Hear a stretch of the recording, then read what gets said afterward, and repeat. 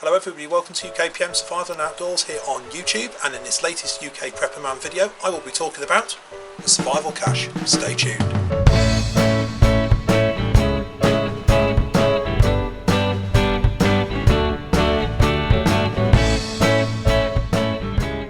So here we are, and yes, in this video I will be talking about a survival cache. Okay, now there are two main types of survival cache. One where you're storing equipment maybe at a relative's or a friend's house, so if you did lose your kit at home you could at least have some of that kit available, and by storing it between you then at least you're sort of sharing the responsibility, so to speak. The second option, which is what I'm going to talk about today, is having a survival cache en route to your bug out location. Alright, so first of all you have to have a location, which is probably a separate video, but you know, having some kits stored away from your home location en route to that bug out location will help in two main ways. One, if you lose some kit or it gets broken, destroyed, you know, and lost en route to your location, you can have spares. Also, if you need to replan maybe foodstuffs, maybe supplies that are consumable, then you have that opportunity. You're not getting to that location with no kit. Alright, so you know, in terms of where you're going to store this, then ideally it needs to be midway between the two locations. Alright, so if your location is maybe 10 miles from home location, approximately the 5 mile point you are at least having that resupply, and certainly if you're travelling more than a day on foot you need to have it at that day point. Alright, so what I'm going to do is I'm going to show you the kit I have got, and we'll take it from there. So just taking the lid off here, you can see that this is a plastic box. I've opted for a plastic box rather than a metal on the basis that metal boxes are more susceptible to rust, so if this is going to be outside or indeed buried, then I don't want it rusting through. So it's plastic, it's got the airtight seal on there as well, everything is nice and dry. If I really wanted to I could have put a dry bag in here as well, but I didn't see the need. Right at the top I've got a basic poly tarp. This is 1.8 metres by 1.2 metres. As I say, it's essential to have shelter. If my tarp fails or was lost or damaged, I have a backup one here. And as soon as I get to a camp, wherever that may be, the shelter will go up. Now other essentials, I've got a cloth here, and inside here I keep a spare compass, because I do have a compass on my person, but if that got lost I do have a backup as well. Okay, and I keep it in the cloth just to protect it you know, away from all the metal items here. So got something for navigation, and another essential is water. The material can be used to filter the water through prior to purifying it by either boiling or by using water purification tablets, and I've got 10 of them in here. They've got a good life on them, 2024 October, so plenty of life, enough to do 10 litres worth of water. So all you do is just add one of these tablets to a litre of water, leave it for 20 minutes, and you've got safe drinking water. But I would be boiling the water first rather than just reliant on these tablets. Okay, it's always good to try and make things last. To put the shelter up, I've got some jute twine. I was going to use paracord, but obviously space is at a premium, so I've got 125 metres of gardening twine here, and again, multi-use. I can use this, fluff it up, and it makes good tinder for the fire. It's not got a massive high breaking strain, but it is durable enough to lash up a shelter. So jute twine. Now we mentioned about water. If I'm going to be boiling water, I need something to boil it in. So I've got a metal mug, and the nice thing with this is that it's got the markings on here for half a litre. It fits perfectly into the box, and all I do is put the water into here, then add half a Puri-Tab or boil it, and I've got safe drinking water. Some things in here, so we'll have a look at these. Got some tissues. For obvious reasons, a good idea to have tissue. Spare wound dressing, just because. Obviously I have a first aid kit and an IFAK as well. Heavy duty tin foil or aluminium foil. Get the good stuff, because if you're going to make lids or cook on it, the cheap stuff's just going to fall apart. So get some good thick tin foil. You could multiple uses for this. You could even use it as a signalling mirror if you had to. hand sanitizer or hand gel, not just for keeping hands clean, but also for maybe a field wash, or makes a very good accelerant for fire making. Definitely not an essential, this one. Well, depends on your thoughts. I've got some coffee. Always good to have a brew. Instant coffee, just add water, perks you up. Little multi-tool. Now this isn't the most expensive multi-tool in the world. Cheap and cheerful, but it does have a blade on, and I put a half decent edge. Alright, at the end of the day, look, this is going to be used as a survival cache, okay? And I certainly don't want to be putting my Leatherman charge in to a box in the ground. Though in truth, I'll probably have the Leatherman on me on my person anyway. But again, just as a backup. Fire steel, again, can work in water, or certainly when it's wet. It's got the strike on there as well. Thousands and thousands of strikes on that. Okay, so this is the Light My Fire, it's the mini one, so all's worth having a fire steel. Last but not least, little torch. Now I do have an EDC torch which I would have on my person all the time, the Olight Button Pro, but having it just as a backup torch is ideal, and it's twist, so it's not going to come on by accident. In truth, I would take the batteries out of this just for the purposes of the video. I've kept them in, but obviously it's not a good idea to store electrical items with batteries in because they can corrode and then the item is lost. Right, so but you know, number one security tool, have a torch and have a backup. And then the mug itself came from a charity shop. I think in America you call them thrift stores. So you know, it's got the markings on there, dead easy. Fill it up to half a litre and put half a tab in, or boil it. You can also cook the food in, and it's called stainless steel, never going to rust, and go on the fire. Talking of food, it's always good to have some ready to eat. So I've got some sardines and tomato sauce. You either love them or hate them, but they're full of protein, full of omega-3, and I say just pop the lid, eat them, happy days.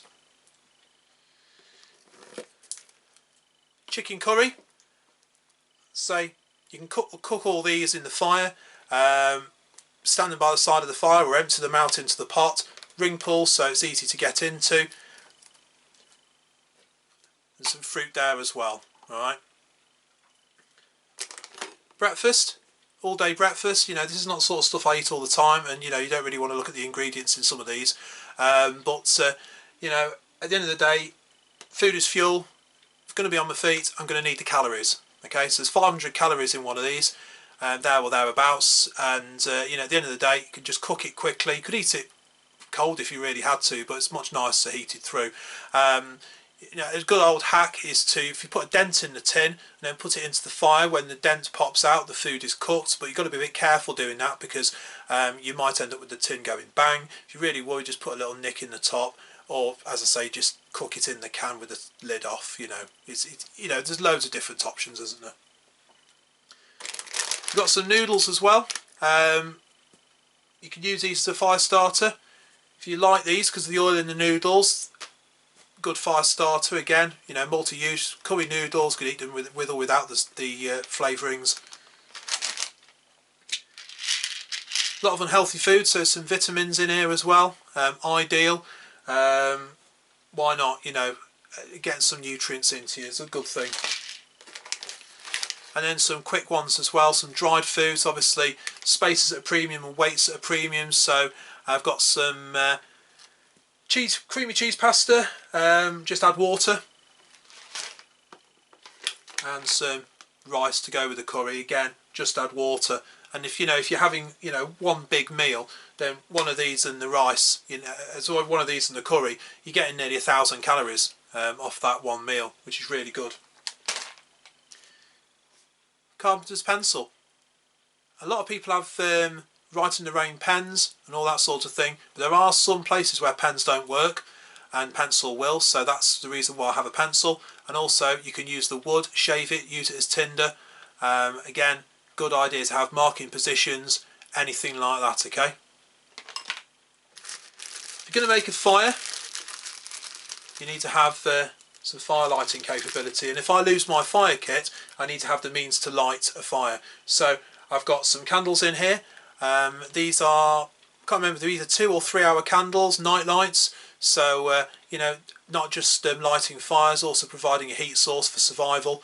But I've got that, and I've got in that bag in there some cotton balls and Vaseline. And I say this is quite an old kit. I've moved away from this now, moved on to the tumble dryer lint because it's free. But as I say, it's an old kit. Using it up, I've never had to use this. I hope I never have to, but it makes absolutely fantastic fire starting capabilities. So I've got that in a little plastic bag, and then the whole lot in another plastic bag.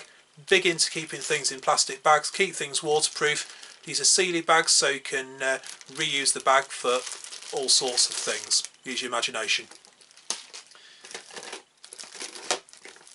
Some energy, because you are going to be on your feet. If you're walking miles and miles and miles, you're going to need the energy. So instant energy there with some dextrose. And if you're purifying water to get rid of that chlorine taste, I've got some lemon flavoured electrolyte tablets there. Just add them into water and they make the water nice, and also you've got the electrolytes there as well, so there's plenty in there. Some more meds, paracetamol, obviously painkillers, obviously to have, and again got a good life on those. September 2024, so good 4 years on that. Another essential, spoon to eat your food with, but also if you use a stainless steel one it's never going to rust, and if you use a tough one you could even dig with it. Right, rubble sacks. Domestic rubbish bags are too thin for a lot of survival purposes, so that's why I use these rubble bags. Very, very tough, designed to put bricks and all manner of other stuff in, take to the tip. These would be ideal for a ground sheet, or you can use them for collecting water in, or for collecting other food, foraging, firewood, all sorts. So, you know, they don't take up any space at all. I've got 2 of them in here because there's a space to put 2 in. Good idea to have. Alright, and as I say, these came from another bargain shop in the UK. I think I got about 10 on a roll for about £1, so you know, not expensive at all. And a backup saw. Obviously I have a saw with me in my 72-hour bag. I've got a spare one here because a saw's another thing that's pretty difficult to improvise. There's no room for an axe obviously. Folding saw is the next best thing. Anything to watch with this is because they are carbon steel, then they're susceptible to rusting. So before I put them away, to say, I put some grease on there and just try and keep it as dry as possible. Okay, but as I say, it's very, very good for, again, procuring firewood, and it doesn't take up any space. It fits perfectly into the box. Last but not least, lighting. Long-term lighting, or longer-term lighting. I've got 2 glow sticks, one 12-hour red and one 8-hour white. Okay, these are military grade light sticks. You can get cheap ones. Downside to it is that I've heard reports that they don't work, or they're not very good. So get proper ones. In a survival situation I don't want to be relying on toys. Okay, so get some proper ones. If you were to be rescued, let's move away from bug out for example. If you did need to be rescued, these can make a signalling device. Tie the end onto a piece of jute twine and whiz it round, and you will create a signalling device there so you can be spotted. But obviously the idea of this is to get to your bug out location, and if your light fails and it's at night, look, it's at the end of the day, it gets dark every day, doesn't it? So at some stage you are going to need a light, so good idea to have these. And then we, as I say, have the box. Pretty tough. You could use it for other things, for washing in, for collecting water, whatever, but as I say, the reason I have the plastic one is because I don't want a metal one rusting. So there we have it, and I hope you've enjoyed the video and it's given you some inspiration, especially if you're thinking about creating a survival cache yourself, okay? Because whatever the situation, it's a good idea to have some of your kit kept away from your main kit, just in case you lose the supply. You're not going to lose absolutely everything, okay? And if you keep it somewhere between your base and your bug out location, that's all the better, alright? Remember, of course, you can follow me on Instagram, where you'll find updated content, regular updates according to the channel. If you enjoyed this video, then hopefully you'll enjoy these videos along here as well. Alright, so of course, if you have enjoyed the video, please like, share and subscribe at the bottom, and any comments, love to hear them. Until next time, thanks for watching, bye for now.